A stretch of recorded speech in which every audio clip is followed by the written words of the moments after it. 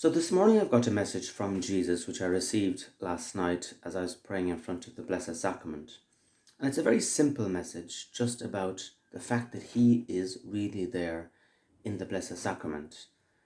At the same time, for me as someone receiving the message, it's also a very painful message. Because even though he's there, it doesn't look like he's there, it looks like a piece of bread. And so most people, or an awful lot of people, utterly ignore him. And even an awful lot of Catholics all but ignore him or spend very, very little time with him. And so it can be very, very sad when I experience his presence telling me, I am here. And yet I know that so many people don't believe. And so here goes. My children, I am really present and fully alive in the Blessed Sacrament. I thirst for you to come and visit me, to talk to me, to share with me, and also to pray and console my aching heart on behalf of all those people who do not know me. Yet, so many of you give me such little time, and often when you do come to visit me, you treat me like a patient who is in a coma. My children, I am here. I am fully alive, although under the appearance of bread. I hear everything you say.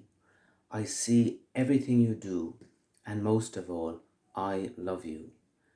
My children, I can only bless your lives and hearts to the degree that you give yourselves to me. The more you give, the more you shall receive. Invite me into every little corner and detail of your lives and ask me for my supernatural help. Open your minds and hearts to changing some aspects of your lives and constantly seek my will by surrendering everything over and over. Teach others about my presence in the Eucharist and bring them to me. I will do the rest. Come, my children, your lives are short, and without my grace you can do nothing. So, how profound, how honest. I am really present and fully alive in the Blessed Sacrament. Imagine Jesus' present, or his frustration in a sort of a way.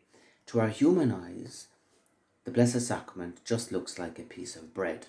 And yet Jesus is telling us that he is fully alive. And that's difficult for us to understand. And we can only believe that through the eyes of faith. And that's why Jesus says, he says, yet so many of you give me such little time, and when you come to visit me, you treat me like a patient who is in a coma. Well, what does he mean by that? Well, suppose you go into hospital and you visit someone that's in a coma. You might be thinking, I wonder, can they hear me? I wonder, can't they hear me? I wonder, should I just do a little bit of a crossword for a while and just keep them company? Then you see another friend come in, you have a great chat with your friend about their life, and you just totally ignore the person in the coma for another while. Then you maybe whisper another thing, and then you kind of go away thinking, oh, maybe I won't bother coming at all tomorrow, sure, they'll never know, and I don't think it's doing any good. So that's what Jesus is saying. Many times we're treating him like someone is in a coma, in other words, full of doubt, only half-hearted perhaps about being there, and not fully convinced it's doing any good. And he goes on to say, but I am fully alive under the appearance of bread. Fully alive, even though the piece of bread is static. Jesus' heart is beating. Jesus looking at us, he's smiling. He's not frozen like a statue. He's moving, he loves us. But he works in the spiritual realm. He's outside the limits of, if you like, of physicality or the physics. He says, I hear everything you say. I see everything you do. And most of all, I love you. And this is the challenging or even almost sad part. My children, I can only bless your lives and hearts to the degree that you give yourselves to me. The more you give yourselves, the more you shall receive. And that's why Jesus is saying, we could be saying, oh, Jesus, bless my life. And Jesus is saying, well, I can't really bless my life unless you're willing to make some changes. And that's why he's saying that the only way you're going to get willing to make changes is by spending time with Jesus. You see, when you spend time also with Jesus, imagine like your heart is a bit like an ice cube. And there are certain people perhaps that you'll never forgive, or certain habits or something that you'll just, I'm never going to change that. But bit by bit, you see, when you spend time in front of the Blessed Sacrament, bit by bit, the rays, if you like, of love of the Blessed Sacrament, like the sun, are shining on your heart. And even though you mightn't notice it, softening you. And bit by bit, as you do that, God is able to soften you. And He's able to soften you enough then to one day saying to you, you know that thing you've been doing, maybe you could do this way instead. So He works, in His time. But He says, but we can only, if you like, He can only work with us if we are examining our hearts and we're surrendering things and saying, Jesus, what aspects of my life do you need me to change? What things am I doing that don't please you, that could be better? Heal me that little bit more. Give me the eyes to see it. Help me to improve.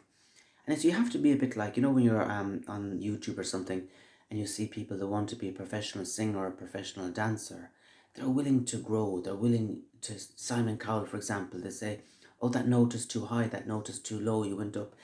They'll listen, they say, okay, yeah, you're right, next time I'll do better. That's how a champion, if you like, is born. It's the same thing with Jesus. Jesus wants us to be attentive to correction so that we can improve. And then the more we improve, the more we'll be flowing in grace, flowing in Holy Spirit, flowing in freedom, flowing in confidence, flowing in all these things. But it takes time. And that's why Jesus says, invite me then into every little corner and detail of your lives and ask me for my supernatural help. Now, I remember when I was converted, and it sounds like a silly story, but I was in Dunnes Stores in Ireland about 16 years ago, and I just had this experience of Jesus, and I went into the shopping centre, and I was with my Uncle Thomas, and we were going to get something to eat. And my uncle is charismatic sort of a man, and my uncle said, oh, Jesus, please help us find something to eat, Lord, guide us to the right shelf or something. And I said to my uncle, why would you be bothering Jesus about food? He's far too important. And my uncle said, oh, no, Michael. You can invite Jesus into every aspect of your life. He's interested in everything. And of course I realised he was right. There is nothing too small for Jesus. You could say, Jesus, I'm not sure what to eat. Should I eat? What will I eat? Where will I go? Nothing. Invite Jesus into every single corner of your life. And not just, if you like, the things that you think he'd be interested in. Everything. Everything. So open your minds and hearts to changing some aspects of your life. And then he says, teach others about my presence in the Eucharist and bring them to me. I will do the rest. And when I was thinking about this last night after receiving this message, I've had the privilege of actually bringing a few people, as I see it now, to the presence of the Eucharist. I remember when I met Tony in Croatia, for example, I brought him to the Blessed Sacrament and I said, look, Tony, I said, with all due respect, I don't have time to be listening to you. I can only take so much of it. But I'll tell you, Jesus can listen to you. So what you'll do is you're going to sit here for a couple of hours and you're going to pour out your heart to Jesus. And afterwards, I'll meet you for a coffee and you can give me the abridged version. So that was my version of bringing him to Jesus. But it worked. Same with Rain, same with lots of other people. People don't know. They need to be taught, what do I do in front of the Blessed Sacrament?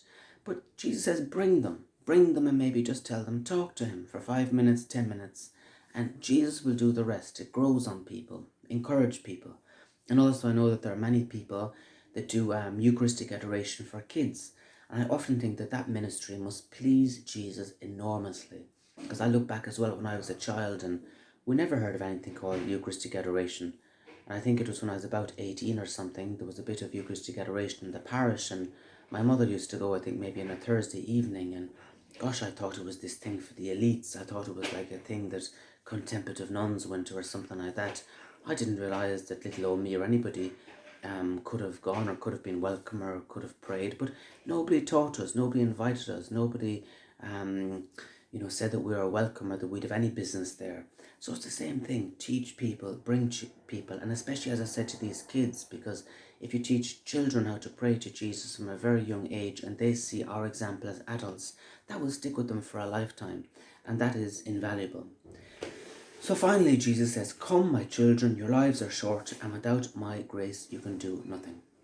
In other words, come, this is what Jesus is saying, I am here, I am physically alive, I'm not just a piece of bread, I want to help you, I want to love you, I want to bless you, I want to bless your friends, I want to bless your family, but I want to soften your hearts, I want to mold your thinking, mold your thoughts into my way of being, and the only way I can do that is if you spend time with me and as if you work with me. And so Jesus is saying, your lives are short, Don't waste them. Come, and not only come, but bring other people as well. So on that note, we're entering into another week, Monday, and let us try to spend more time in front of the Blessed Sacrament. I know I was at Mass yesterday in a different church in London. New priest, a nice priest, and after Mass he made a whole load of announcements about what's on in the parish. There was this on, there was that on, there was everything on, but yet there wasn't a single mention of prayer or the rosary or spending any time with Jesus. It was like charity works, and these things have their place, but the first place has to go to Jesus. So let us not get carried away in the tide of activism or busyness, but let us spend time with Jesus, quality over quantity, and console him, love him, and bring other people to him. So thank you for watching and have a great week.